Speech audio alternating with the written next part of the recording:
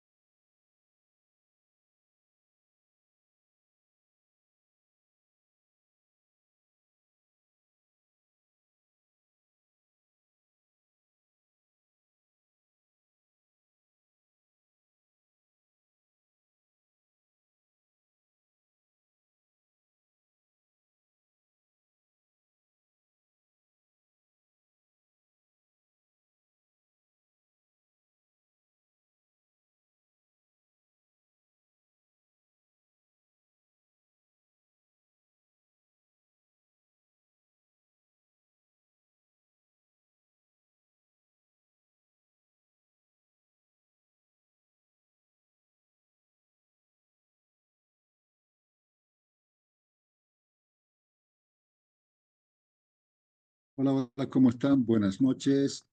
Bueno, mil disculpas, hemos tenido unos pequeños inconvenientes técnicos.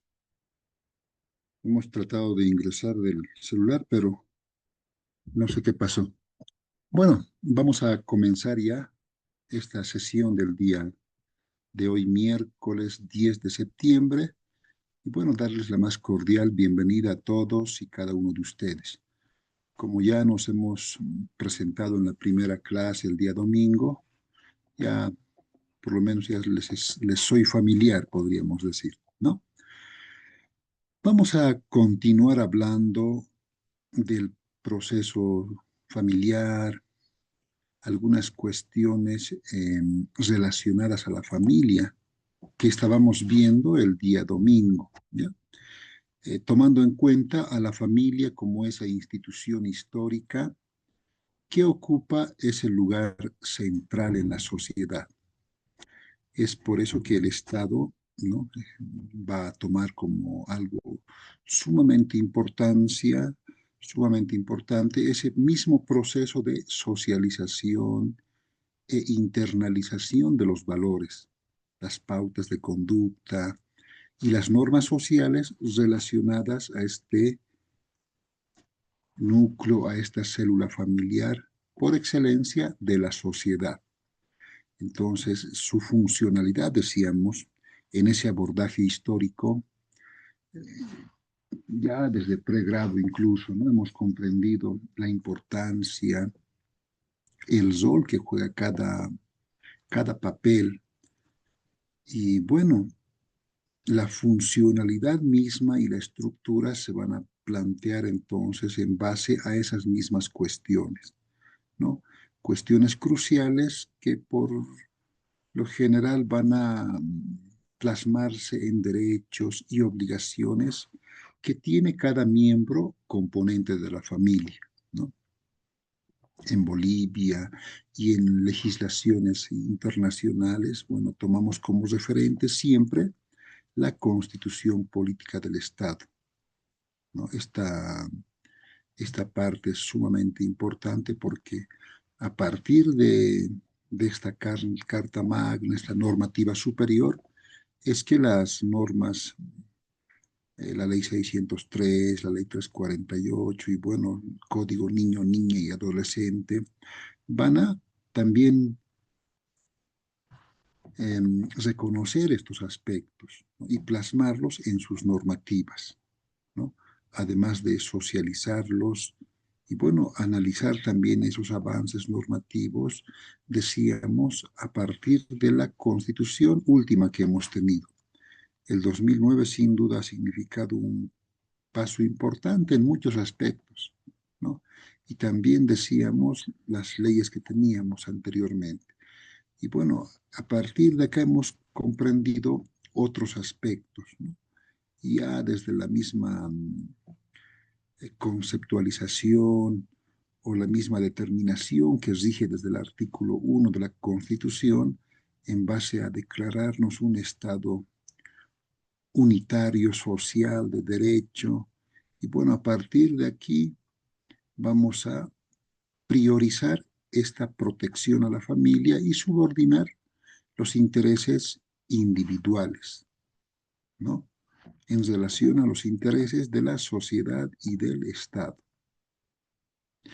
A partir del Código de las Familias, entonces, también vemos que no se garantiza la estabilidad de la familia o las relaciones interindividuales entre hijos, entre padres, ¿no?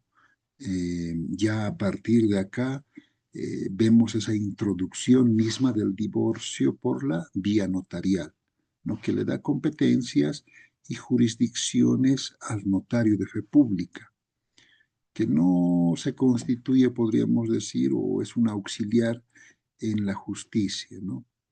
El cumplimiento de estos requisitos administrativos ya procede posteriormente a una desvinculación, ¿no?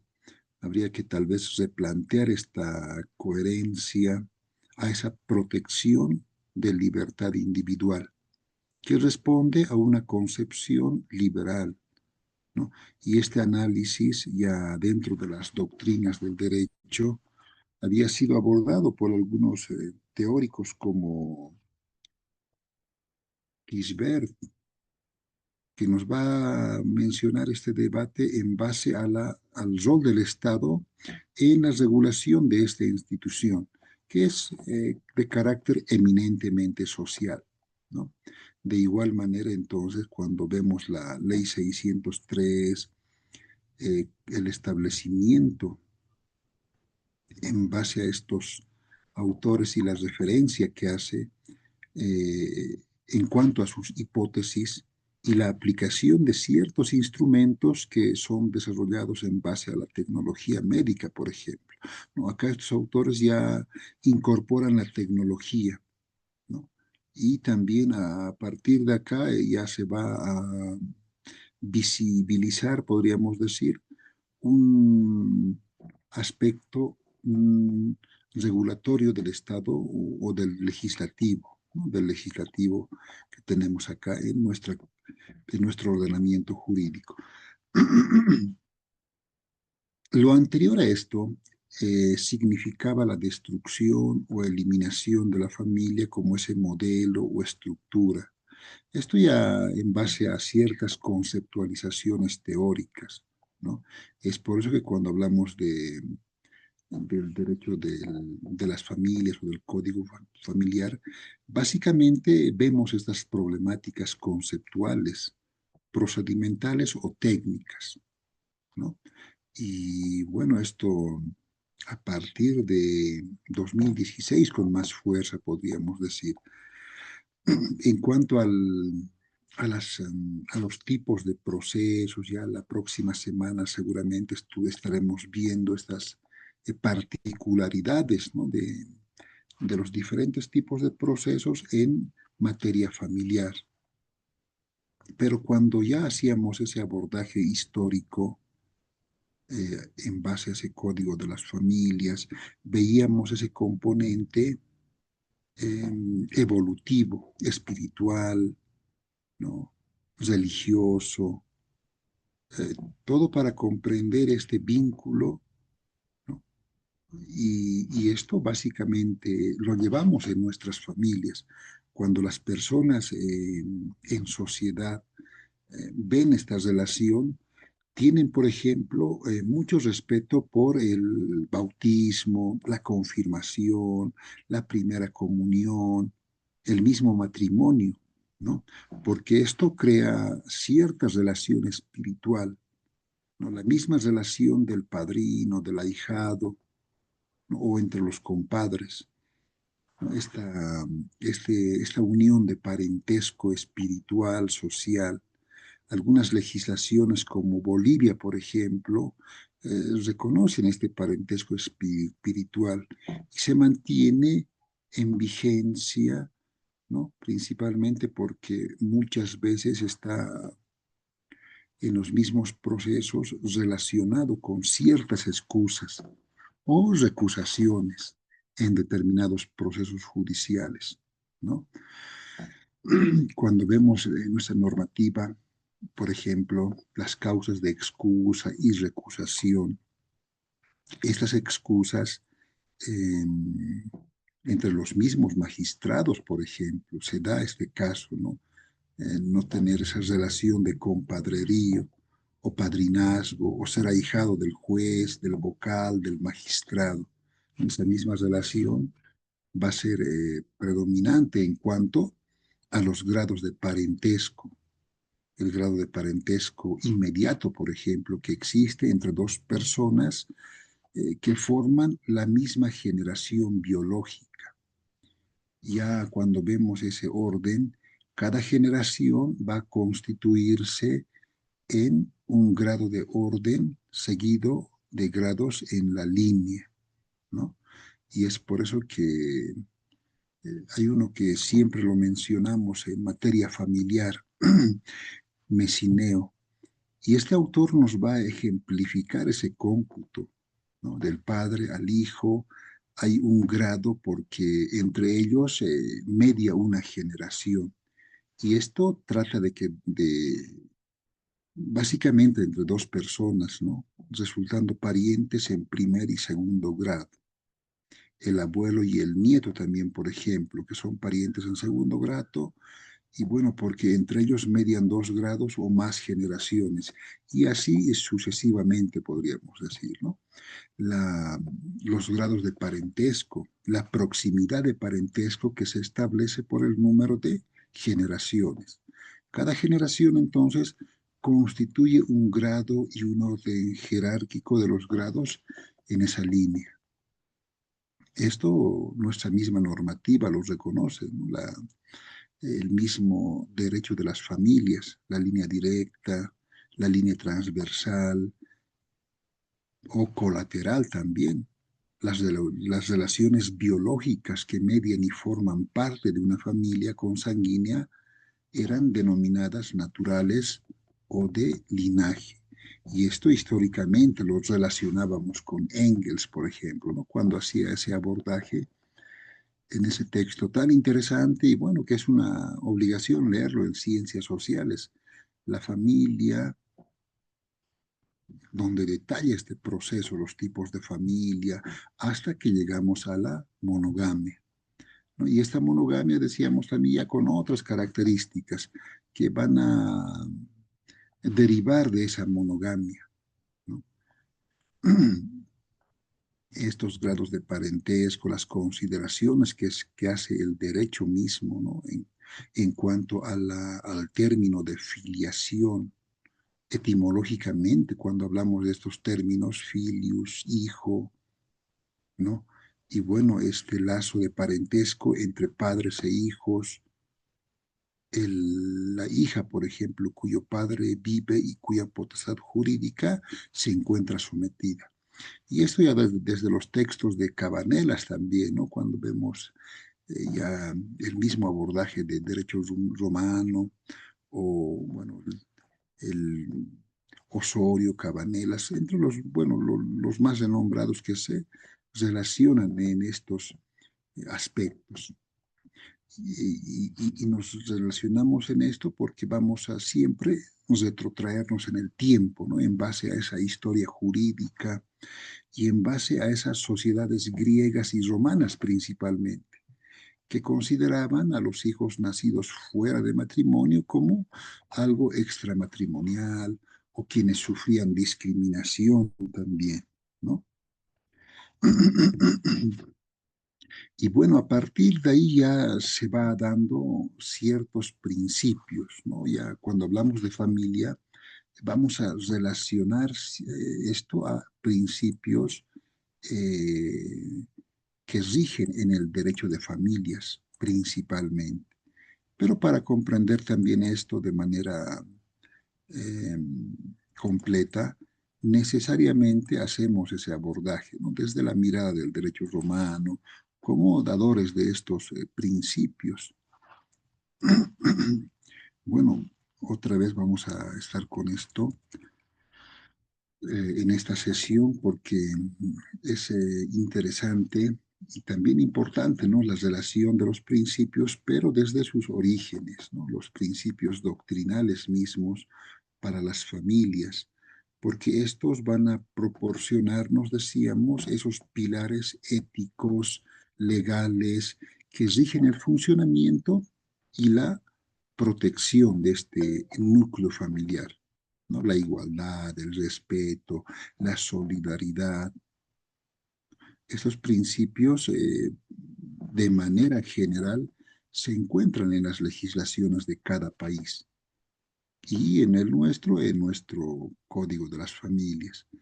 Y bueno, los principios también van relacionados a esos derechos internacionales, ¿no? A los derechos humanos principalmente, de igualdad, de no discriminación, de interés superior del menor, de libertad de fundar una familia.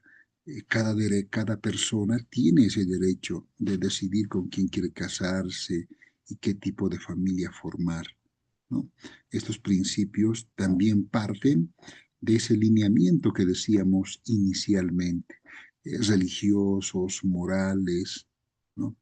Y esos lazos que algunos, por ejemplo, la gente antigua, nuestros padres, nuestros abuelos, tenían otra forma de ver, ¿no? Ya, incluso, y de ahí criollamente es relacionado este término, es tu marido, tienes que aguantar, ¿no? Porque la gente antigua, bueno, prefería aguantar antes que dar el mal ejemplo de separarse, ¿no? Lo veían de manera religiosa, en base a sus principios, como un lazo eterno, ¿no? Y hasta mis abuelos o mis suegros, ¿no? Ya tienes que cargar tu piedra hasta el final, pues ya ni modo, te has metido en esto, ¿no? Ese lazo, el lazo eterno, visto, ¿no? De esa forma. Y también para brindar cierta paz a ese núcleo familiar, ¿no? Porque cuando vemos problemas, cuando atendemos esas situaciones, principalmente está relacionado a todo esto, ¿no? A esa intranquilidad que vive ese grupo familiar. Y lo que se busca también dentro de ese microespacio, de ese pequeño espacio, eh, esa célula de la sociedad llamada familia, bueno, se busca esa paz entre los miembros, ¿no? Pero bueno, cuando ya lo primordial es la prevención, se dice, ¿no? Esa en familia podríamos también en algunos seminarios, talleres, algunos comprendidos en la materia, de alguna forma trataban de relacionarlo, ¿no? Con lo que siempre hacemos en derecho penal, sobre todo, la regla y la excepción. El- y bueno, acá mencionaban algo parecido, ¿no? Cuando se hablaba de materia familiar y esos principios éticos como la misma lealtad familiar, el respeto mutuo, ¿no? Y esos principios que rigen en la familia, basados en el amor, la solidaridad, el respeto, ¿no? Buscando siempre esa unidad familiar. Y cuando hablamos ya de manera doctrinal, familiar, hay un autor ya de los años 90, ¿no? Que mencionaba este aspecto como alguna herramienta que permite, en cuanto a la doctrina familiar, veía esto como una herramienta para que cada miembro de la familia maneje o gestione de la mejor forma sus creencias, sentimientos, afectos, ¿no? Incluso las propias de decisiones. Y cuando vemos esto, necesariamente debemos tocar los valores o los principios que guían la vida de todas las personas, ¿no? Y esto les va a ayudar a decidir entre lo correcto y lo incorrecto también. Pero básicamente lo que cuando hablamos ya de principios, doctrina, lo que nos trata de mencionar la doctrina es ese conjunto de ideas, opiniones religiosas o políticas incluso, pero que sustentan a una persona o a un grupo de personas, ¿no? Y, por ejemplo, cuando mencionábamos esa particularidad religiosa, vamos a referirnos siempre a esos valores eh, como el respeto, la tolerancia, la honestidad, ¿no? Tantos aspectos que la familia o las familias modernas sobre todo están perdiendo actualmente, ¿no? Y estos principios doctrinales, ya desde los mismos términos que mencionábamos, ¿no? Históricamente, grecos, romanos, ya lo veíamos. Y acá, por ejemplo, en nuestra legislación, ya los relacionamos también con ciertos procesos, ¿no?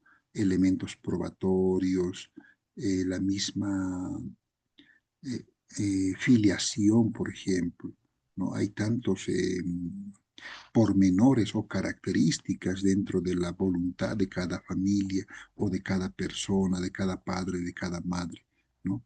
Por ejemplo, cuando hablamos de la filiación y también vemos desde el punto inicial incluso en nuestra legislación, esta básicamente se va a aplicar en base a ese código canónico, ¿no? Referente a la iglesia también. Pero acá se hacía una diferencia discriminatoria, ¿no? Esto aproximadamente 1930, ¿no? Ya cuando se va a determinar las prohibiciones de ciertos adjetivos incluso, ¿no? Incesto, sacrilegio, ya se va eliminando esos términos, esos adjetivos. Ya el artículo 176 del Código de las Familias del 70 indicaba esto, ¿no? Que se suprime la antigua clasificación de la filiación en legítima, natural o ilegítima, y acá también prohibiendo su uso a los funcionarios y empleados públicos. Mire qué interesante, ¿no? Y esto también relacionado a la normativa del derecho internacional, como la Declaración de los Derechos Humanos del 48 principalmente, o la Convención de las Naciones Unidas, o la Declaración del Niño, ¿no? También a partir del año 50. Y posteriormente, claro, en el 60, 69, el Pacto de San José de Costa Rica. Y a partir de ahí, esta convención sobre los derechos del niño ya se va ampliando y garantizando cada vez más esa igualdad absoluta entre los hijos, ¿no? Ya el término de filiación incorporado en la Ley 603 básicamente va a establecer la filiación por indicación en su artículo 15, ¿no? Es decir, que la madre, el padre, puede realizar ese registro de filiación solamente por indicación, ¿no? La maternidad o la paternidad. Y el servicio del registro cívico tiene que hacer conocer esa filiación a la persona indicada también, ¿no? Padre, madre, en su último domicilio consignado. Ya esto también está relacionado al artículo 65 que tenemos en la Constitución, ¿no? En cuanto a la innovación que hemos desarrollado en este aspecto, porque a la sola indicación de cualquiera de los progenitores ya se supone ese acto simple, ¿no? Y a partir del 2009, decíamos, esto se vuelve tiene su avance, porque el fundamento jurídico y la naturaleza misma de ese artículo 65, ¿no? Va a ser garantizar principalmente el derecho a una identidad. Y acá estamos velando por el interés superior de los menores, niños, niñas y adolescentes, ¿no? Y quien negare este aspecto de la presunción de filiación está a partir de entonces encargado de probar esto mediante una acción judicial, ¿no? Y los medios para interponer esa acción judicial en cuanto a filiación ya son establecidos por la ley 603, ¿no? En cuanto a la filiación judicial, la acreditación de filiación y el mismo Código Niño, Niña y Adolescente, la ley 548 va a establecer este principio de gratuidad en el primer certificado de nacimiento, ¿no? Y la misma negación ya posteriormente. Pero a partir de ahí, la persona que ha registrado una afiliación errónea puede también replantear la acción de negación, ¿no? A partir de la ley 603, entonces, se podría decir de manera general, no solo en el ámbito familiar, sino también o en el ámbito civil, sino en el ámbito penal y en el ámbito de nuestra legislación en general, a partir del 2009 hemos tenido grandes avances. Hemos tenido aspectos de protección principalmente a los grupos más vulnerables. Ya lo que vino después, las intenciones teóricas por lo menos han sido excelentes. Ya en la práctica, bueno, es falta de organizarnos. Ya ahora sí estamos tratando de mostrar cierta independencia y bueno, si seguimos en ese plan, seguramente vamos a recobrar esa aureola que en algún momento tenía el derecho, ¿no? Y bueno, la ley 603 en sus diferentes artículos tiene esa característica, ¿no?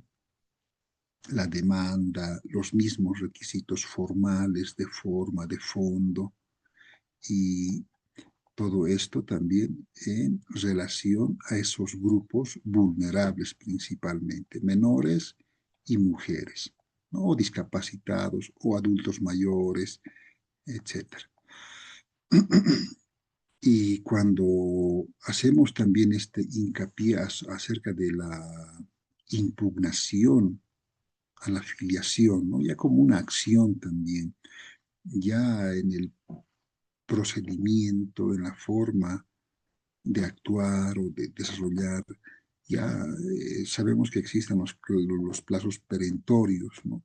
Y bueno, la impugnación como objeción de refutación o contradicción por cualquiera de las partes, pero mediante escrito, ¿no? Cuando es objeto de discusión. Esto también es garantizado a partir del artículo 180, ¿no? Porque la misma Constitución nos brinda esa facultad, garantizar el principio de impugnación en procesos judiciales de manera general. Y bueno, la ley 603 en su artículo 20 también retoma esto y aclara que la impugnación eh, no es necesariamente personal, sino que también puede ser representada por un tercero, ¿no? Al igual que la reclamación de impugnación a la filiación, la sustitución del hijo, tantos casos, ¿no? Tantas particularidades. Decíamos en algún momento, la última, la primera y bueno, la clase anterior, que el derecho de familias es sumamente interesante, es bonito, pero parecería también sencillo, pero cada caso es tan particular y complejo que bueno, quienes abordan de manera general o sobre todo, bueno, hacen procesos en materia familiar, ya ven estas particularidades principalmente, ¿no? Ven estas particularidades y van a tener que retomar eh, en cada principio, ¿no? Sobre todo los principios generales del derecho de familia. Y estos principios Doc, generales, adelante, se escucha bien, se escucha mal, tal vez no me están escuchando bien. Adelante, adelante. doctor, buenas noches. Doctor, quería hacer, tal vez, perdón, la interrupción de la clase que estamos desarrollando en esta noche y un saludo a la distancia, doctor, y a todos los colegas quienes están también en la sala virtual en esta clase tan interesante de lo que usted nos comenta y de lo que va desarrollando, doctor. Una consulta, doctor. No sé si tal vez, ya que estamos en el punto de las filiaciones, la parte de este módulo, doctor, quería consultarle lo siguiente.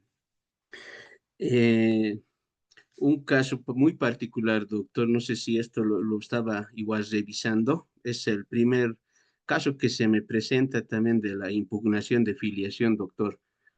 Tal vez en el proceso, por ejemplo, en el proceso de negación de paternidad y reconocimiento de paternidad, pues he podido tal vez desarrollar o llevar estos casos, pero sin embargo, doctor, quería consultarle en este caso de las impugnaciones de filiación, cuando no existe, por ejemplo, en el registro cívico y en el CERESI, doctor, justamente en este proceso que tengo del señor quien ha solicitado mis servicios, me indica de que hace 17 años atrás, la señora quien supuestamente le había indicado como si fuera el padre del menor, señalando de que de manera convencional lo han suscrito en el registro civil y en el acta en aquel entonces, hace 16, 17 años aproximadamente, porque el joven ya tiene 17 años actualmente. Entonces me dice que supuestamente él indica de que no habría tenido conocimiento de este hecho, de donde la señora de manera maliciosa había inscrito su nombre en el registro, sin que él se había enterado. En este caso, doctor, habiendo este caso concreto, doc, eh, es el señor quien indica, y además pasa asistencia familiar de casi de 620 bolivianos. Ahora, en este caso, doctor, el señor me pregunta y me dice, ¿puedo impugnar, doctor, esta afiliación? Porque toda vez que mi persona no es el padre de este hijo, porque así yo hace años cuando era joven no he podido, no he tenido contacto con la señora, tal vez en un momento de cuando estaban compartiendo bebidas alcohólicas, quizás por, tal vez, pero no recuerdo, doctor, me dice, y además el joven no se parece nada a mí, me indica, ¿no? Nada. Entonces, en este caso, doctor, ¿será que puedo impugnar la afiliación? Me indica, doctor. Entonces, esa era la consulta, doctor, si este pueda proceder en vía o judicial ante el juez, pues en materia familiar podemos plantearlo, o en todo caso, doctor, hay limitaciones. Eso quería consultarle. Gracias, doctor.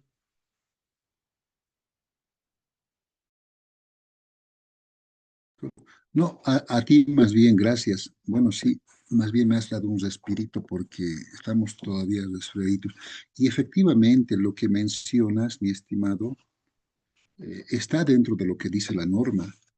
Sí se puede impugnar una afiliación en Bolivia, es lo que has mencionado, es de lo más común, pero esto, como todos ya conocemos, mediante un proceso judicial, ¿no? O de negación de paternidad. Siempre que existan esas razones, como has mencionado, engaño, lo más común, que el ejemplo que has dado, ¿no? Que es un engaño básicamente. Y esto a partir de una demanda y la prueba de ADN, ¿no? Y a partir de ahí también saber la verdad biológica de ese niño, de esa persona, y modificar esto en el registro civil, ¿no? Ese caso de filiación. Bueno, es lo que por lo menos nos dice el código, ¿no? Si vemos el código de las familias, también menciona esto en el artículo 130 y 185, si no me equivoco, acerca de la falsa paternidad o la maternidad. Puede darse, ¿no? Cuando una persona se hace pasar por padre o madre, bueno, etcétera, esto. Y esta afiliación falsa, bueno, es cuando vemos estos aspectos y los efectos que produce esto, ¿no? Claro, efectivamente, quien ha planteado esto busca el efecto de las obligaciones, ¿no? Tanto para los hijos o para la madre. Pero esto necesariamente pasa por un proceso, mi estimado. En Bolivia, entonces, cuando no existe ya relacionado, en otros casos, por ejemplo, a un registro, cuando un niño o niña solo tiene registrado un tipo de, una relación parental o marental, o de madre, perdón, el tema de filiación se puede abordar también desde estos aspectos legales. No es complicado, es simplemente iniciar bueno, ese proceso, ¿no? Y, y claro, estamos haciendo un pantallazo de manera general acá, pero estamos yendo a estos principios y claro, está relacionado a todos los procesos, ¿no? La variedad. Acá les voy a compartir estaba buscando una diapositiva de los principios. Acá, principios. Pero bueno, básicamente pasa por un proceso y tiene esa subsanación, ¿no? Los mismos recursos. Acá tengo una parte, a ver si puedo compartirla. Pero bueno, esa sería la sencilla respuesta, ¿no? Porque en derecho, ya tomamos esas palabras, todo es posible, ¿no? Y no de manera maliciosa o de manera chueca, sino que existe la normativa.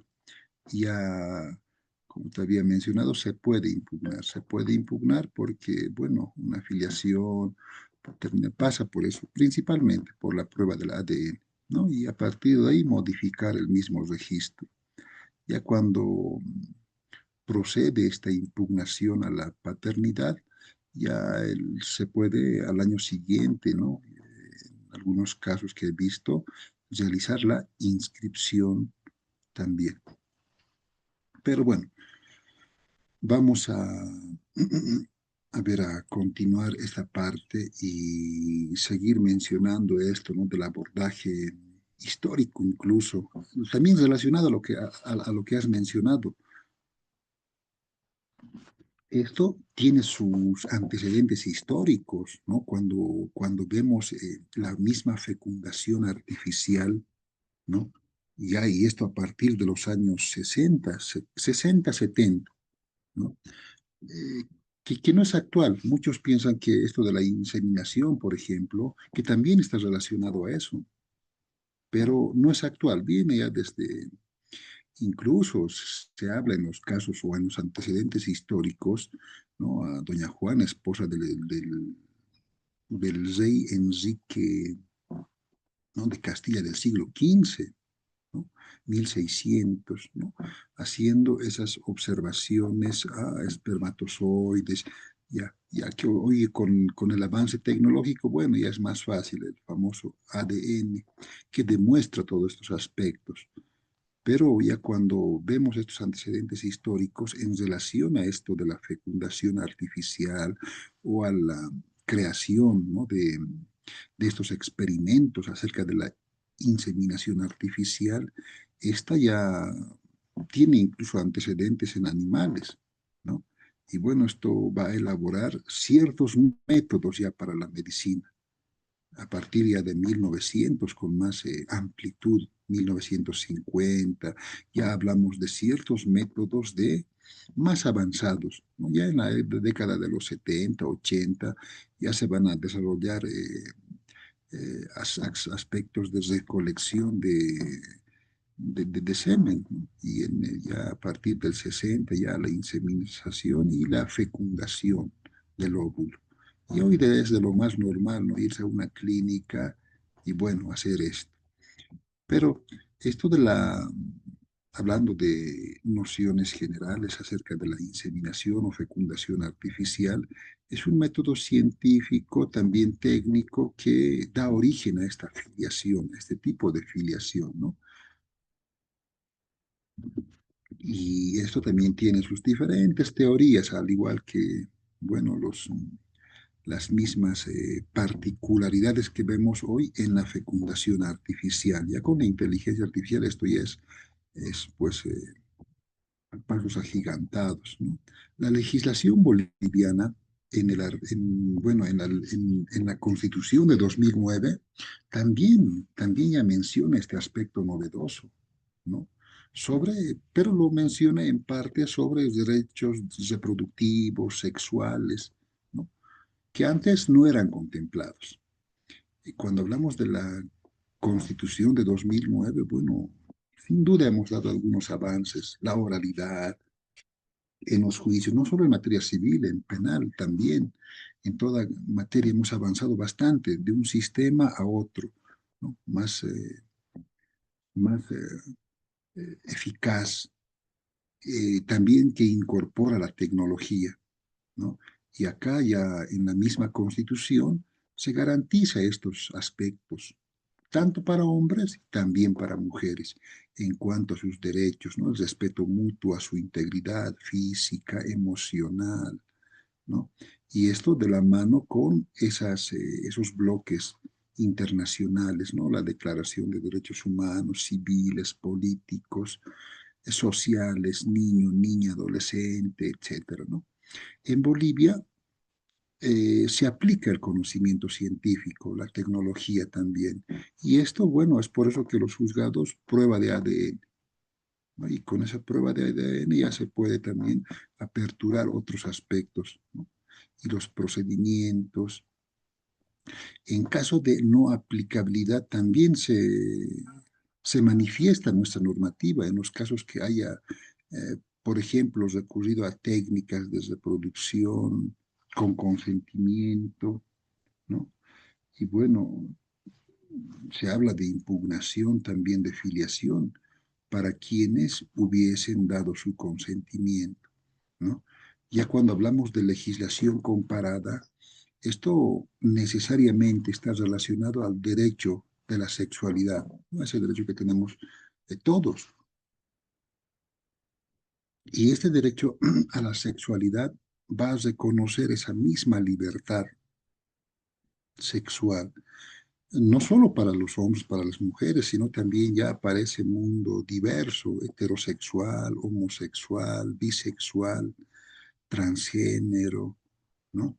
Y a partir de ahí, pues ya las grandes organizaciones sociales, civiles, que vemos, es por eso que hemos avanzado en las grandes clasificaciones del derecho, de los derechos humanos, primera generación, segunda generación, tercera generación, cuarta generación, derechos de las minorías, ¿no? Bueno, y seguimos avanzando ya con la inteligencia artificial. En derecho ya todos, me imagino que todos ya utilizan esto, ¿no? Este aspecto, para, no para chanchullar o para copiar, porque la máquina, si bien te da parámetros, la parte humana es totalmente diferente, ¿no? Siempre le pone ese, ese aspecto humano, ese aspecto empático, ¿no? En la misma educación, les decía la clase anterior, está ya predicho que la educación superior, las universidades tradicionales van a desaparecer. El 50% de este sistema público que conocemos va a desaparecer. Ya lo están haciendo las privadas. ¿Por qué? Porque no hay gente. Ya estas clases virtuales ya hemos entrado a una nueva era de uso de plataformas, eh, nuevas tecnologías para nosotros mismos. Miren, estoy un poco enfermito, pero desde mi... Y no estoy como estaba en la clase anterior, en mi domicilio, estoy en otro lugar lejano, pero puedo seguir compartiendo con ustedes la misma pantalla, las mismas preguntas que me hacen los compañeros, al igual que lo haríamos en una clase presencial, ¿no? Y bueno, es tan interesante esto, pero también es la exigencia del mercado, la preparación o la actualización que realizamos. Y muchos de ustedes ya en el campo del derecho, en la aplicación de sus buffets, ¿no? Ya utilizan la inteligencia artificial, ¿no? Para poder tener aspectos ya más cabales, ¿no? Y bueno, en base a eso, preparar, ¿no? Lo que vamos a incluso desarrollar ya en eso que vemos cuando los relacionamos a las técnicas de litigación. Cuando alguien va a un juzgado, hay gente que va por la emoción, ¿no? Bueno, por lo general los juniors, como llaman, y eso lo veíamos con algún colega, ¿no? Cuando hay gente que, bueno, va bien preparada en base a fundamentos, argumentos, y prácticamente lleva un proyecto de resolución para el juez, ¿no? Ya expone, todo sin, el mismo juez queda anodadado y le pide al final al abogado que le pase por favor esas diapositivas que ha mostrado. Claro, lo dice porque me quiero evitar el trabajo y quiero colocar esto en mi resolución, porque es lo que realmente tiene que plasmarse, ¿no? Pero hay quienes también van por el otro lado y bueno, han hecho una excelente participación emocional y han convencido emocionalmente sobre todo cuando habían jurados, recuerdan en una época en nuestra legislación con jurados ciudadanos. Y bueno, era una maravilla, pero y también en esos contextos se acercaba el juez y bueno, me han convencido, hasta me han hecho casi lagrimear, pero no encuentro qué artículo le puedo poner pero bueno, cuando vas por el otro lado, siempre, ya prácticamente hay quienes llevan un proyecto de resolución para el juez. Y este simplemente lo va a transcribir y ya has ganado. El derecho de las familias es obviamente sumamente amplio en cuanto a los procesos, patrimonios, filiación, la familia como esa, decíamos, esa célula vital de la sociedad, requiere por su parte para alcanzar ese desarrollo óptimo, ¿no? También eh, estos aspectos de transformación. Y por lo menos en nuestro ordenamiento jurídico pienso que hemos avanzado de manera teórica, aunque sea, pero ya, ya en los juzgados de familia, como decíamos, no es tanto el problema como en penal, ¿no? Bueno, en materia familiar es algo más interesante, más dinámico, ¿no? Cuando vemos el tema del patrimonio familiar, por ejemplo, ¿no?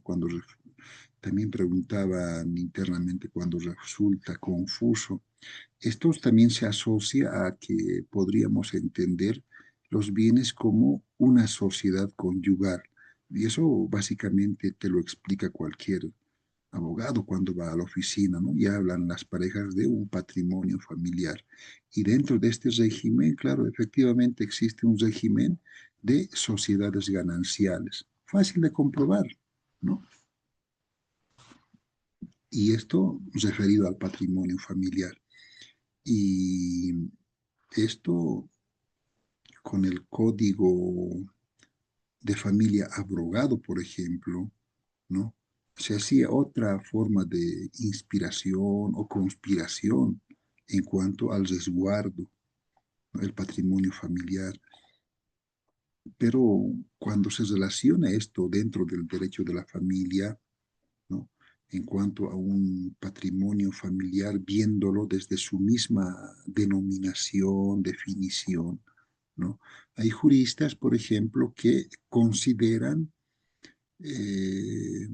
benévola, afortunada, esta denominación porque se alega primordialmente un patrimonio, ¿no? Reconocido. Ya en términos de autores, estos de manera general, por ejemplo, ven el patrimonio familiar como ese conjunto de bienes, ¿no? Bienes de aceptación jurídica indispensables, y el patrimonio familiar de la familia no siempre implica que exista un patrimonio distinto, ¿no? Como si la propia familia constituyera una persona moral, ¿no? Sino que el patrimonio de la familia debe entenderse como el bien o conjunto de bienes afectados, pero destinados a un fin, ¿no? El patrimonio familiar, entonces, ya cuando hacemos ese cuestionamiento o esa respuesta, responde básicamente a ese bien inmueble afectado, ¿no? Toda vez que para su integración se va a constituir, ¿no? En esa separación de patrimonios. Y bueno, cuando vemos estas definiciones hay bastantes, desde diferentes perspectivas doctrinales también, ¿no? Referente al bien de la familia, al patrimonio familiar y así sucesivamente. Pero ya resumiendo, ¿no? Esto del patrimonio es también una institución jurídica por medio de la cual se afecta ese bien, esa casa, esa habitación, para que sirva de morada a la familia, ¿no? También puede estar destinado a otros usos, la agricultura, la artesanía, el comercio, en fin, pero dichos bienes gozan del beneficio de ser inembargables, ¿no? Por lo menos de manera teórica conocemos eso y se aplica, ¿no? El fundamento mismo que nos proporciona ese desarrollo histórico, patrimonial. Y en nuestra legislación mencionábamos que están reconocidos estos aspectos, ¿no? Desde la misma Constitución, el mismo respeto a las familias y a cada miembro de la familia, ¿no? Y esa parte inembargable, por ejemplo, los, los bienes son patrimonios, ¿no? O constituyen un patrimonio familiar y quedan exceptuados del embargo precisamente por ser de interés público, ¿no? Esa característica, por ejemplo, que se utiliza bastante. La ley 603 ya establece ciertos aspectos operativos, ¿no?, de la constitución del patrimonio familiar, ¿no? Y esto, por ejemplo, cuando vemos una resolución judicial, ¿no?, a pedido de uno o más miembros, y todo esto pasa por derechos reales. En ningún caso, por ejemplo, también puede constituirse más de un patrimonio familiar en beneficio de los miembros de una familia. Y bueno, la misma ley 603, cuando nos menciona eh, que se constituye en proporción a las necesidades de la familia, ¿no? Y acá se habla mucho de derechos reales, títulos alodiales, testimonios de propiedad, y buenos certificados, gravámenes, etcétera, etcétera. La ley 603, por tanto, va a establecer esos procedimientos, ¿no?, de constitución de el patrimonio familiar, solamente refiriéndonos de manera general a este aspecto. Y bueno, también hay otros, por ejemplo, cuando mencionamos a esa institución del matrimonio, ¿no? Decíamos, también había una pregunta que se hace, no solo, bueno, desde cursos de pregrado, me recuerdo, ¿no?, desde la misma nulidad de matrimonio, nulidad de filiación, y esto también por causas, ¿no? Ya históricamente veíamos que existen vicios, pero para el matrimonio también ya se ha subsanado ciertos acontecimientos, ¿no?, como causales, que no es causal tal cosa, ya no es que ya lo que antes ya se tomaba bastante en cuenta, ¿no? Y ahora, desde la misma definición, ya cuando se habla de un aspecto de nulidad por disolución, por ejemplo, del vínculo de la vida de los cónyuges, ¿no? Y en este aspecto, sí se podría mencionar una nulidad por vicios durante la celebración o porque el acto fue llevado a cabo sin cumplir ciertas formalidades, hablando de aspectos formales, ¿no? Y cuando hablamos de una inexistencia del matrimonio, la doctrina también nos va a señalar que es inexistente cuando éste carece de ciertos requisitos o condiciones esenciales, ¿no? El cual, bueno, todos conocemos acto, hecho y el motivo por el cual no se produce el efecto, ¿no? El acto mismo inexistente ya es viciado y no puede generar efectos jurídicos con la misma voluntad de las partes al momento de confirmar o sanear este acto, ¿no? Entonces, para determinar la inexistencia de un acto jurídico, ya esto incluso de manera general, ¿no?, deben distinguirse estos elementos para su formación y también en cuanto a los requisitos para su validez.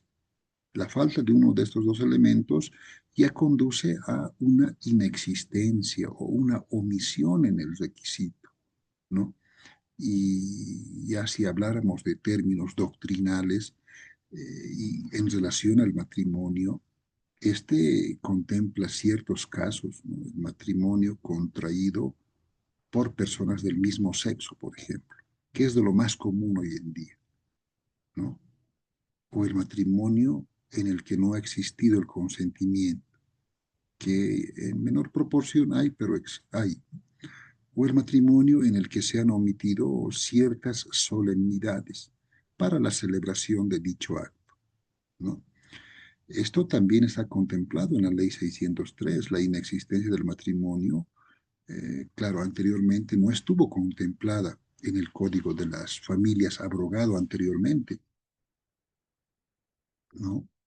Y esto básicamente es producto de la doctrina o jurisprudencia francesa, ¿no?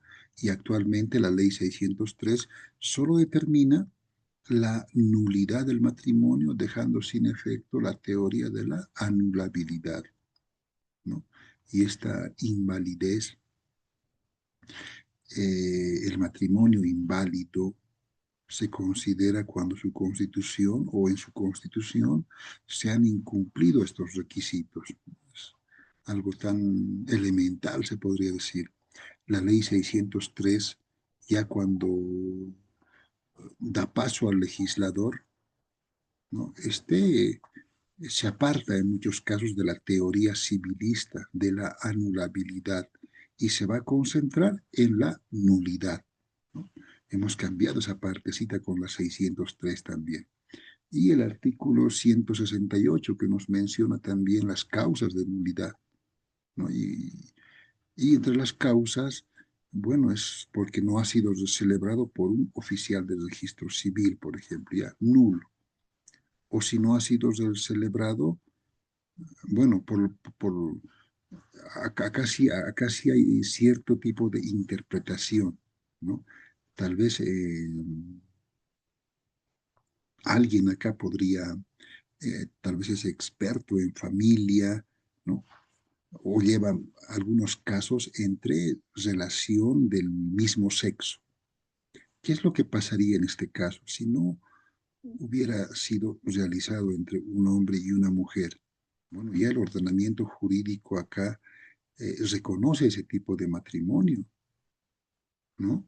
O si se incurriera también en bigamia, etcétera, etcétera. Pero bueno, esto ya a partir del 167, 8, 9, aborda nuestro código 600, nuestra ley 603, ¿no? Y los mismos impedimentos del matrimonio o las clases de impedimentos, ¿no?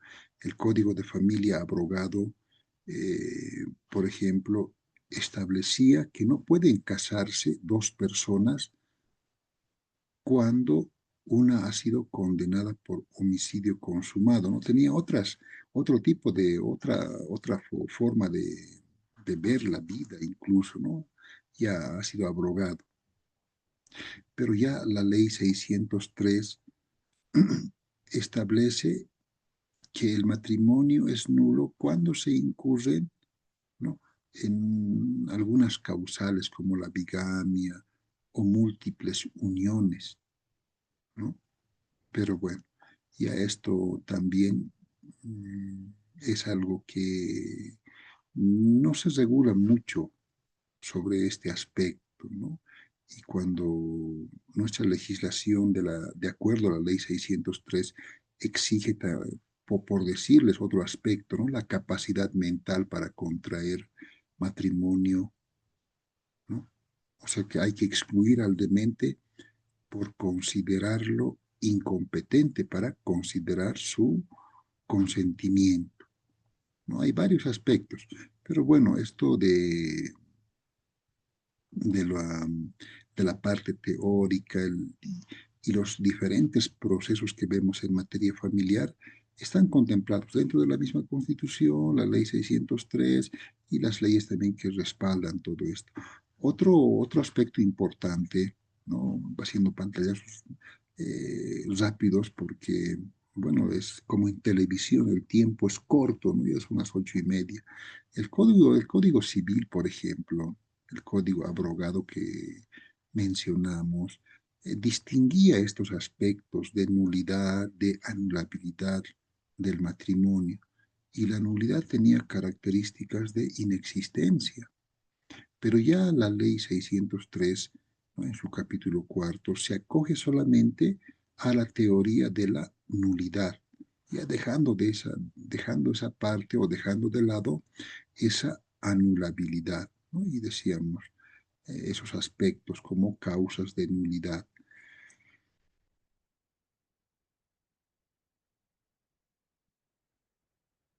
Vamos a ver, hablar, voy a tratar de compartirles ahora sí una diapositiva para poder ver algunos aspectos de principios relacionados a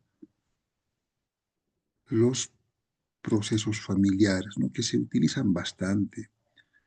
Eh, Vamos a poner modo de compartir pantallita.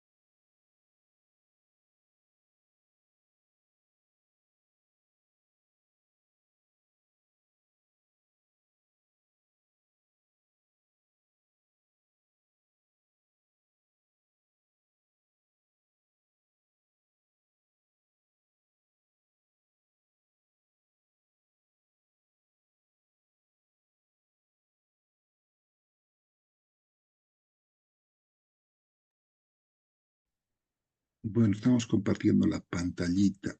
En, en materia de recursos, ya cuando hablamos de derecho familiar y viendo de manera general esto, ¿no? En cuanto a los diferentes procesos que abordamos, en materia familiar los recursos pueden referirse a esos recursos que mencionábamos, los recursos de impugnación principalmente, ¿no? O apelación, que son mecanismos procesales para revisar, modificar ciertas decisiones judiciales que han sido desfavorables. También se va a apagar mi computadorita, vamos a conectar. Y cuando vemos estos mecanismos desfavorables, ¿no? Pero que ya han sido realizados en base a una decisión judicial, lo que procede son los recursos. Y esto de materia, bueno, de manera general, ¿no? En el campo de familiar, social principalmente, todos, absolutamente todos, la sociedad misma o las personas son conflictivas. Lo normal es que haya conflictos. Por lo general, lo normal es que haya conflictos. Hay que preocuparse cuando no hay conflictos, ¿no? Ahí es donde hay que preocuparse. Pero bueno, en vista de que la sociedad parte de ese principio, la conflictividad, lo primero que se debe hacer, bueno, desde el núcleo familiar, desde la familia, es prevenir el conflicto, ¿no? Bueno, algunos lo hacen, la mayoría no. Y cuando ya pasa el conflicto, ya se abre el proceso. Cuando ya no puedes con eso, bueno, ya se abre el proceso, ya estalló el conflicto y viene el proceso, ¿no? Y acá, bueno, ya es simplemente darle la solución. No es escapar a ese problema o al conflicto, sino darle solución. ¿Y cómo damos solución? Mediante un proceso, ¿no? Algunos cuando ya escuchan la palabra proceso, ya piensan que es el fin del mundo y no es así. Es simplemente la parte que le va a dar solución a ese conflicto, ¿no? Y en este caso también a esas decisiones mal tomadas. Y para esto hay bastante, ¿no? Hay recursos familiares y bueno, los recursos de apelación van a permitirnos eh, a la, relacionado en esas dos partes, a una parte o a la parte insatisfecha, inconforme, solicitar al tribunal la revisión de esa sentencia, ¿no? Y existe esa salvedad, ¿no? También relacionada a la pregunta que hacía el compañero, la impugnación, ¿no? Entonces, este tribunal superior tiene la obligación de corregir ese error legal o fáctico. Y bueno, estos recursos en materia familiar abarcan básicamente varios aspectos, ¿no? Principalmente económicos, afectivos, y que ayudan a la familia a funcionar. Y esto dentro de la teoría social, bueno, lo conocemos bastante, ¿no? En la misma sociedad, a nivel macro, a nivel grande, o en pequeñito, en esa composición de esa parejita que ha decidido juntarse. ¿Cuál va a ser el primer problema? El aspecto económico, ¿no? Y a partir de ahí empiezan los problemas. En cuanto a los recursos de impugnación, ya cuando estamos en estos procesos judiciales, estos básicamente son actos procesales para corregir estos errores o esta parte insatisfecha que existe, ¿no? O simplemente también anular esas decisiones judiciales que se consideran injustas, ¿no? Y esto también, esto como en cualquier materia, procedimiento, tiene sus plazos perentorios y debemos presentar esto dentro de los plazos establecidos por ley, el principio de preclusión que se aplica a nivel del derecho de manera general, ¿no? Entonces, un recurso de apelación va a ser esa vía para impugnar esa sentencia. Ya así se ha dado en derecho de familias. El fin que buscamos, bueno, permitir que nuestra parte o la parte solicitante se dirija a ese tribunal superior y éste lo revise y revoque o modifique esa sentencia dictada en primera instancia. Los motivos que se interponen pueden ser bastantes, habíamos dicho, legales, fácticos, etcétera, ¿no? Estos recursos familiares por lo general son económicos, ¿no? Ya en poco porcentaje ya se ve recursos afectivos, ¿no? Lo principal, eh, económicos. Y cuando se habla de recursos en materia familiar, es importante distinguir si este se refiere a un trámite judicial para la impugnación, ¿no? Principalmente. Vamos con la siguiente diapositiva. Y esto ya viene pues desde los términos etimológicos, ¿no? Recursos, como retrotraernos en el tiempo, retroceder al lugar de donde ha salido esto. Se utiliza bastante este autor, ¿no? Eduardo Couture, como alguien que, bueno, es una eminencia, es palabra mayor también en cuanto a el derecho y va a conceptualizar este término también como un, como el medio técnico de impugnación, ¿no? Y subsanación para esos errores de revisión, de corrección, de modificación en cuanto se hace a un tribunal, bueno, por parte del tribunal superior, ¿no? Y estos recursos también son todos aquellos que la persona o la familia tiene para alcanzar sus metas. En materia familiar se utiliza bastante la teoría de la acción también, ¿no? Pero tomando esa parte volitiva, esa parte de voluntad, la parte de voluntad de acudir al órgano jurisdiccional para hacer valer su pretensión. En cuanto a eso también, bueno, por lo general todos lo tenemos claro en muchos aspectos, ¿no? Y cuando vemos estos elementos principalmente de recursos, vamos a hacer referencia también a ciertos mecanismos de impugnación, ¿no? Y estos mecanismos de impugnación en cuanto a la concesión, señalamiento de piezas, recursos, ¿no? Hay tantos aspectos que el recurso de apelación en derecho de familia nos sirve para proteger el derecho a las partes involucradas y principalmente garantizar que se haga justicia, ¿no? Es lo que básicamente se busca. Ya en esta semana, por ejemplo, ya estamos a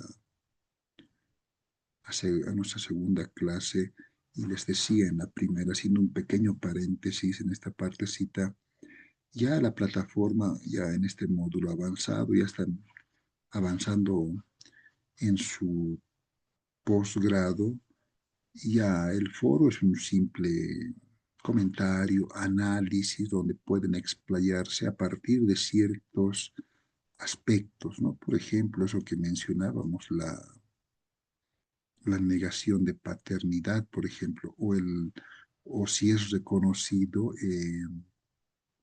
ese matrimonio entre dos personas del mismo sexo, por decirles, por ponerles un ejemplo, y pueden ampliar como un simple comentario o análisis. Y en la parte del trabajito práctico, vamos a hacer esa hermenéutica también, ¿no? Eh, por lo general hacemos un foro y un trabajo práctico, un foro por 10 y un trabajo práctico por 15 puntitos. Los trabajos son ya pues cosas prácticas, ¿no? Cosas prácticas referidas a lo que todos hacemos o desarrollamos en algún momento, principalmente en cuanto a la redacción de eh, memoriales, ¿no? Referidos a estos aspectos, ¿no? Se dice que el abogado tiene que tener una escritura, por lo menos cercana a lo pulcro, porque es nuestro elemento de expresión, ¿no? Es nuestro elemento de expresión, la palabra oral, pero también la palabra escrita, ¿no? Y bueno, ya saben, carguen sus tareitas ya el día de mañana o en la semana, ya como ya hemos abordado una primera semana, tenemos 4 semanas y cada semana abordamos un foro y una tareita. Y ahí cargamos las tareitas y no se descuiden simplemente, siempre esa recomendación, porque ya terminamos el módulo, pese a que ampliamos, siempre ampliamos un poquito, ¿no? Para que puedan seguir cargando sus tareas, porque, bueno, estamos también con tantas cosas que nos olvidamos, pero no se descuiden mucho tiempo, porque ya termina el programa después de un mes, el docente ya firma las actas y hasta ahí termina su participación. Y hay quienes todavía, después de 2, 3 meses, aunque parezca increíble, ¿no? Después de 3 meses me contactan y, pero ya he firmado hace rato, ya el sistema mismo se ha cerrado, ¿no? Entonces, esos aspectos siempre a tomarlos en cuenta, no solo en este módulo, ¿no? Sino en la mayoría o en todos los módulos que estén pasando. Vamos a continuar entonces con nuestra diapositiva.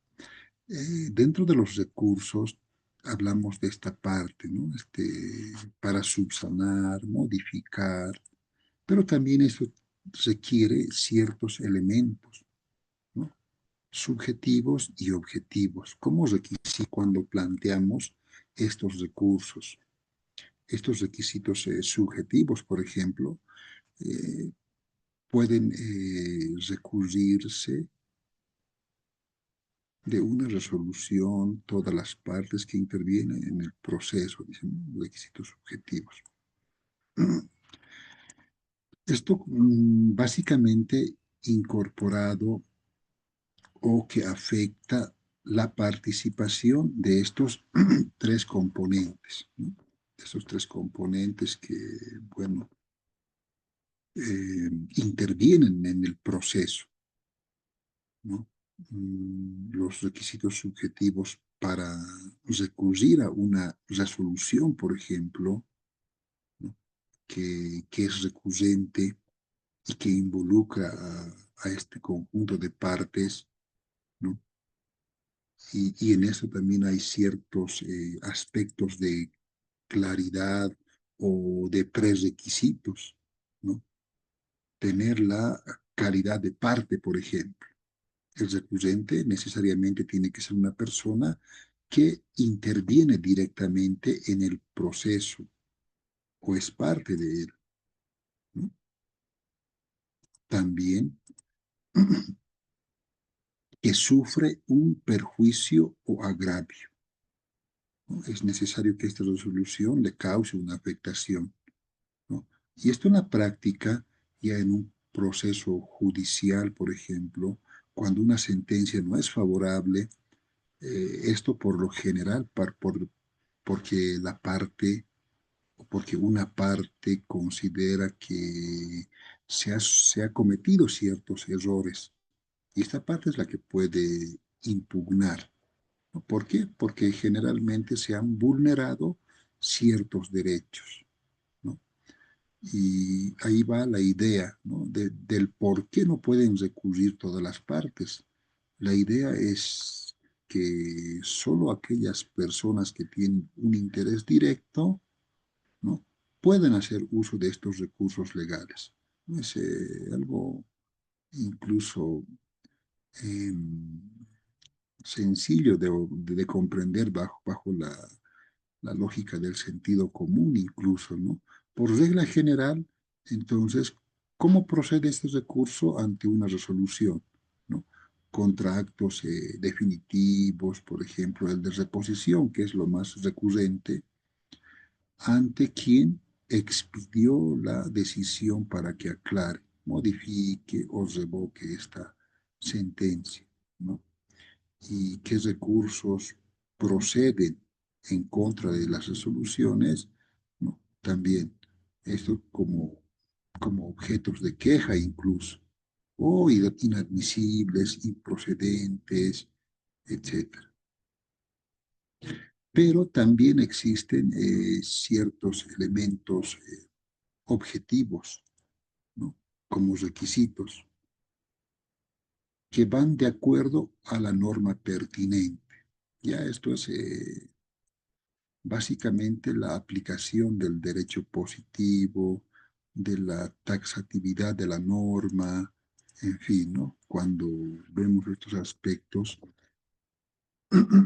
ya podemos ver estos requisitos objetivos de la norma como algo pertinente, como la garantía de calidad, ¿no? Y se refieren a condiciones de objetivos de calidad que deben ser medibles y que también se consideran como requisitos aplicables para garantizar el buen servicio y la satisfacción del público litigante, ¿no? Cuando vemos esto, se relaciona mucho, ¿no? En el campo industrial se habla de los famosos ISO, pero también en el campo jurídico tenemos formas de medir, ¿no? y considerar ciertos requisitos aplicables.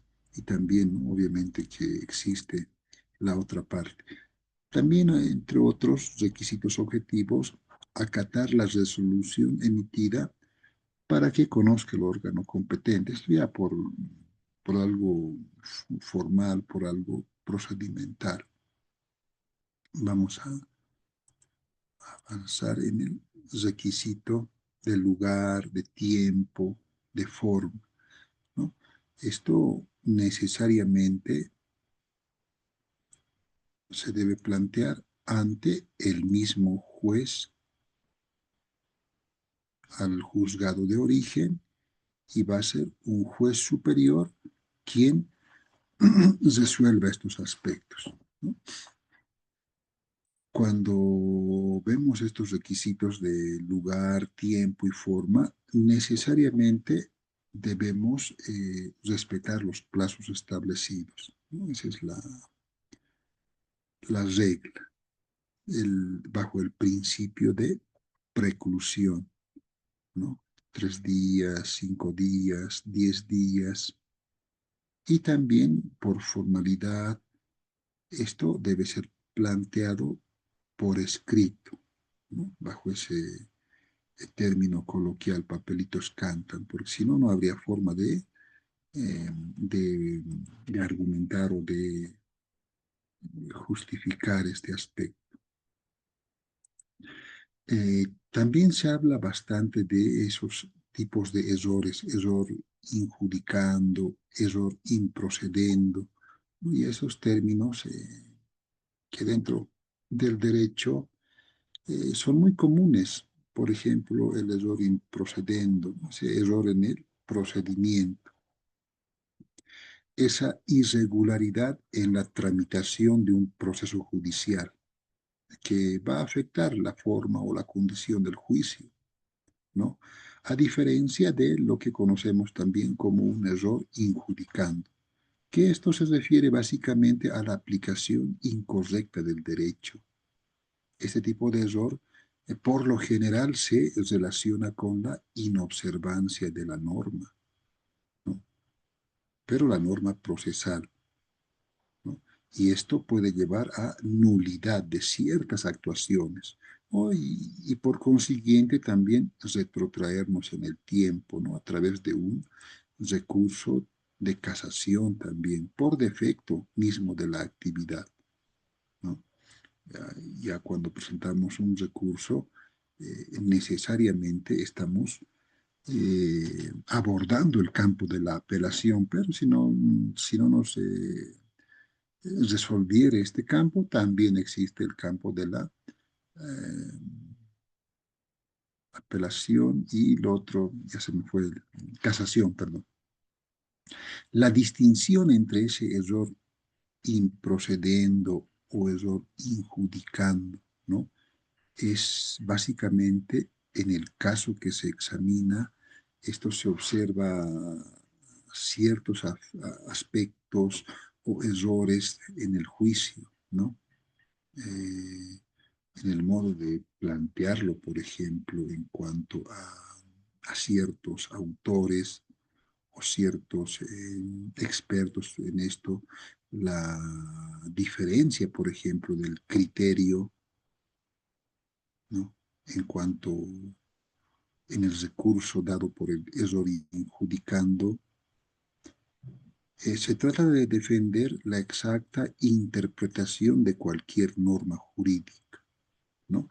Y en el error improcedendo se trata de no asegurar la ejecución de algún precepto procesal, ¿no? En ocasiones se ha caracterizado bastante, por ejemplo, ¿no? Como que se recurre bastante al error de juicio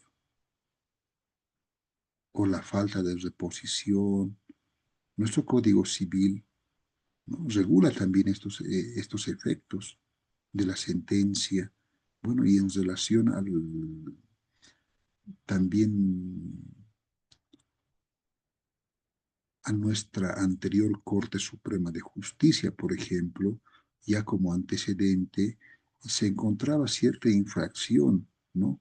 A estos aspectos de denuncias o de infracciones.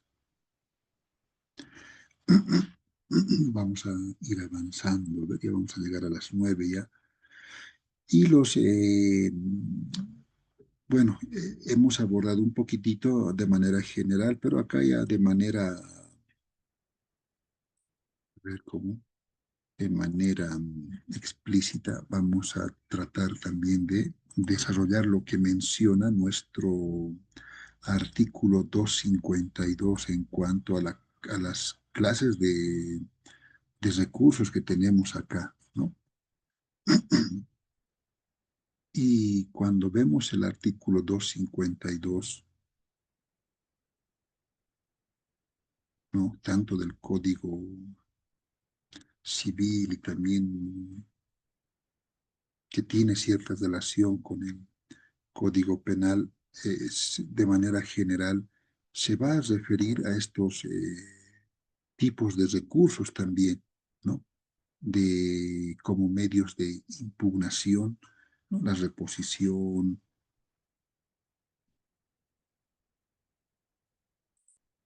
la apelación, la casación, la compulsa o la revisión extraordinaria de sentencia. Y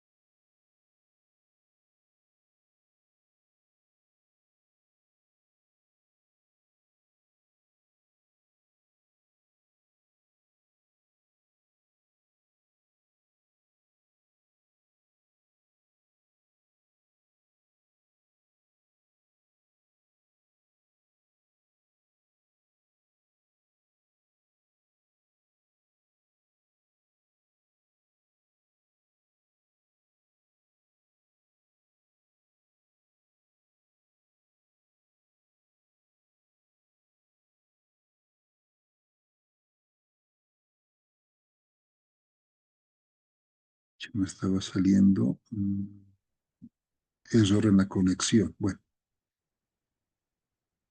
decíamos acá en la diapositiva, en cuanto a las clases de recursos que tenemos ya señalados en el 252, vemos estos, ¿no? Como principales, el recurso de reposición, apelación, casación, la compulsa o la revisión extraordinaria de sentencia, como medios de impugnación para corregir esas decisiones judiciales, ¿no?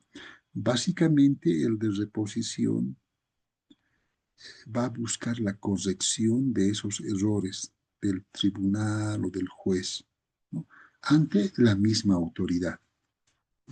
Ahí mismo se tramita este.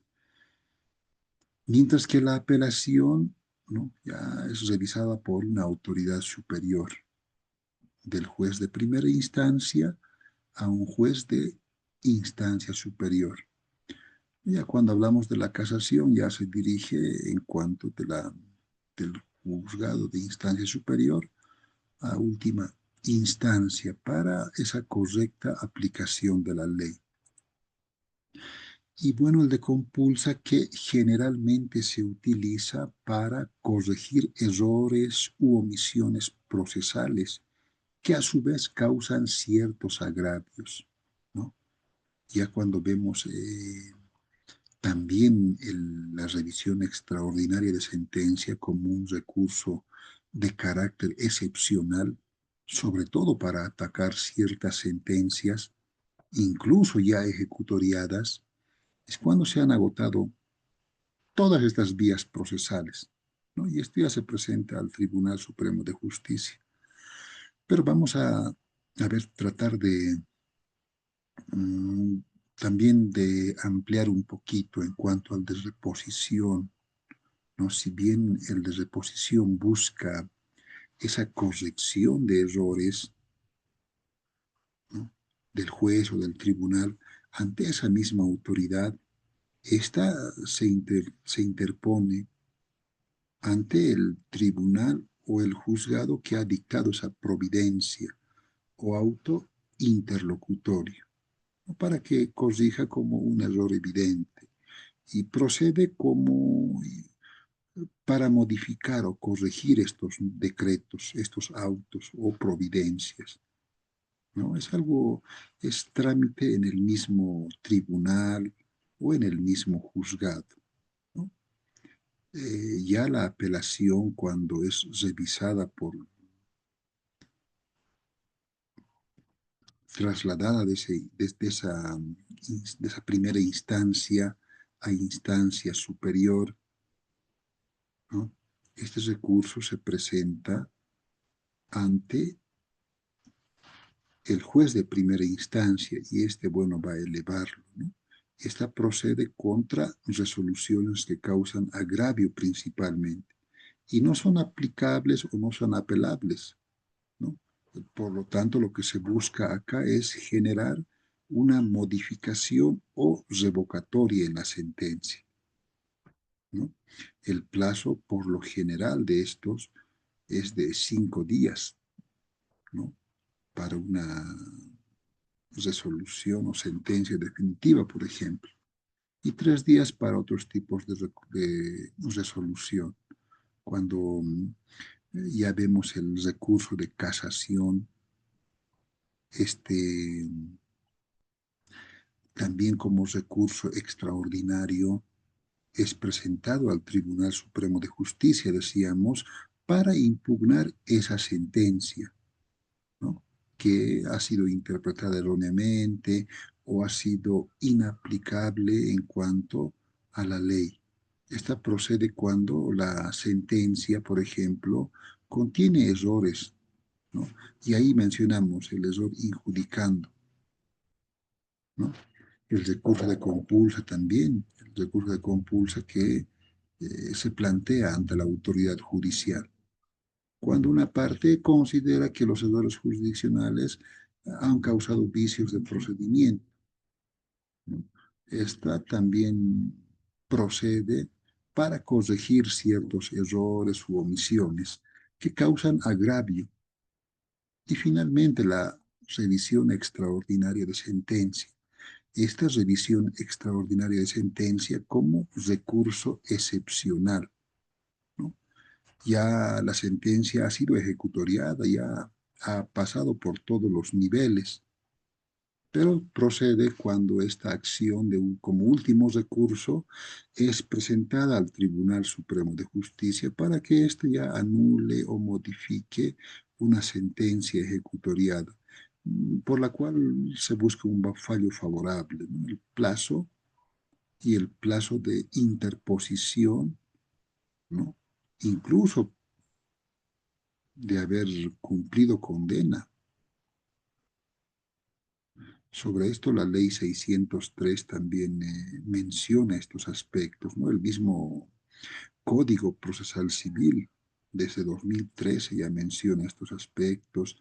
La ley 603, el artículo 252 del Código Procesal Civil, bueno, va a señalar estos elementos, principalmente para impugnar o modificar estos. Vamos a seguir avanzando. ¿No? Bueno, hasta acá están las diapositivas. Tenía otra diapositiva más ampliada. Para el día domingo, bueno, como estamos, la señal acá está un poquito y estoy tratando de descargar la diapositiva, pero no me baja desde hace rato. Vamos a dejar de compartir la pantallita. Bueno, de todas maneras, ya de manera general, ¿no? Esto de los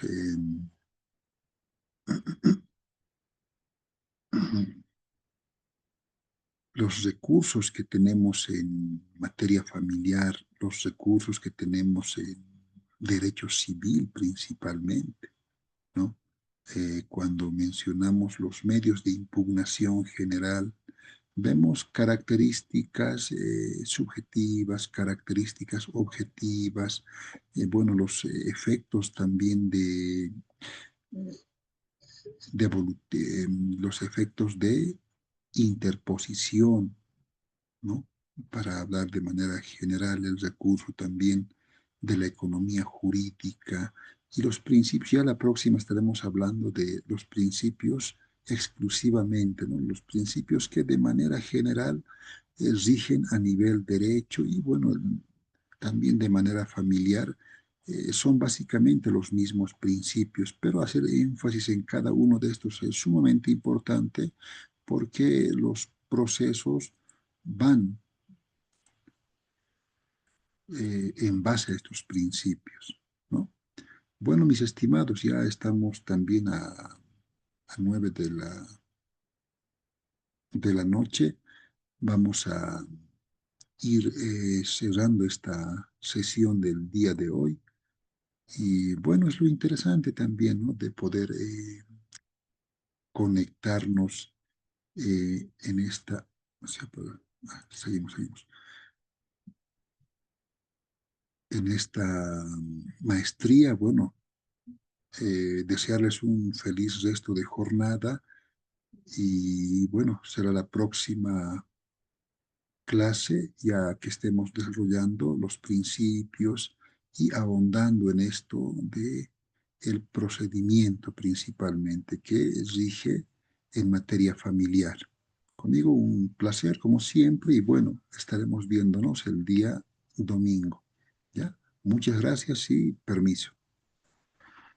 Buenas noches, doctor. Buenas noches, doctor.